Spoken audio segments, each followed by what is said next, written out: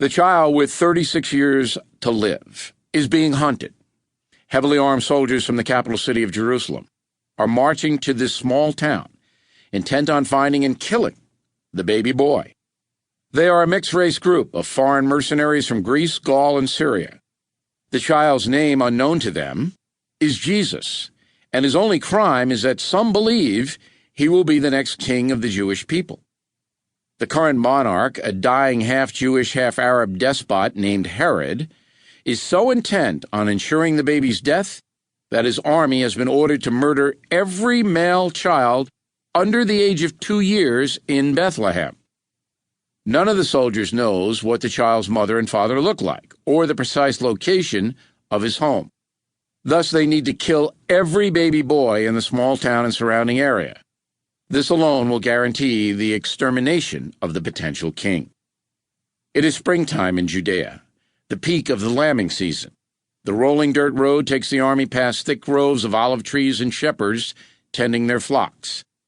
The soldiers' feet are clad in sandals, their legs are bare, and they wear the skirt-like terugis to cover their loins. The young men sweat freely beneath the plates of armor on their chests and the tin-bronze Attic helmets that covered the top of their heads and the side of their faces. The soldiers are well aware of Herod's notorious cruelty and his penchant for killing anyone who would try to threaten his throne.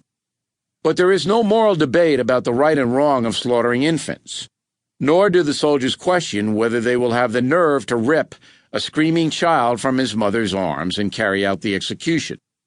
When the time comes, they will follow orders and do their jobs, or risk being immediately killed for insubordination.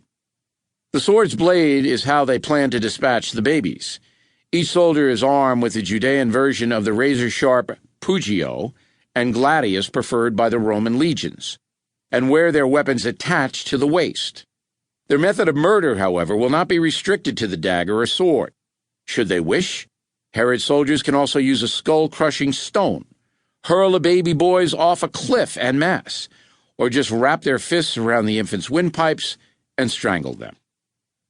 The cause of death is not important. What matters most is one simple fact: king of the Jews or not, the infant must die.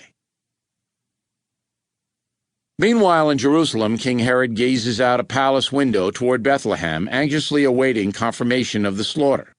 In the cobbled streets below him, the Roman-appointed king sees the crowded bazaars where vendors sell everything from water and dates to tourist trinkets and roast lamb. The walled city of 80,000 residents, packed into less than a single square mile, is the crossroads of the eastern Mediterranean.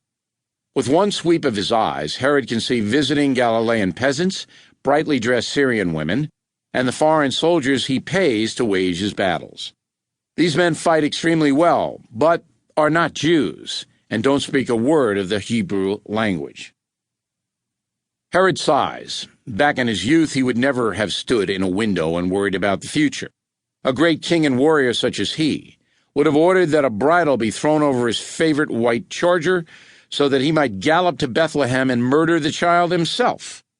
But Herod is now a man of 69. His massive girth and incessant medical problems make it physically impossible for him to leave his palace, let alone mount a horse. His bloated face is wreathed in a beard that extends from the bottom of his chin to just below his Adam's apple. On this day, he wears a royal purple Roman-style mantle over his short-sleeved white silk tunic. Normally, Herod prefers soft leather leggings that have been stained purple.